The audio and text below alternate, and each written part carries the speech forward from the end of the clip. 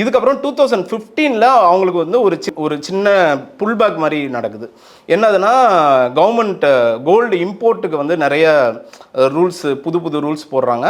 அதே மாதிரி இங்கே வந்து நம்ம நகை போய் பேங்க்கில் வைக்கிறோம் இல்லையா, அடகு வைக்கிறதுக்கு வந்து நிறைய ரெஸ்ட்ரிக்ஷன் கொண்டு வருது கவர்மெண்ட்.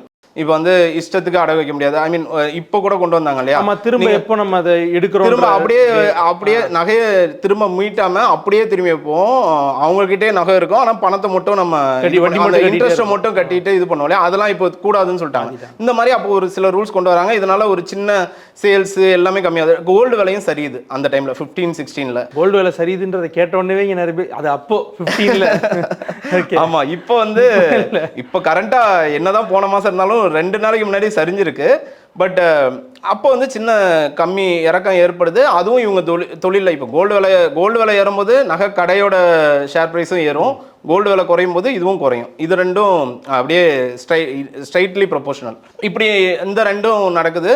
அண்ட் ஆஃப்கோர்ஸ் 2019 கோவிட் வந்து எல்லா கடையும் நமக்கு அது வந்து அதில் அஃபெக்ட் ஆகாத பிஸ்னஸே கிடையாது. ஆன்லைனில் பண்ணுறதை தவிர்த்து மிச்சம் எல்லா பிஸ்னஸும் அஃபெக்ட். ஆல்மோஸ்ட் 80 to 90% தொழில் செய்கிறவங்க எல்லாருமே அதில் கஷ்டப்பட்டோம். அதில் இவங்களும் கஷ்டப்பட்டாங்க.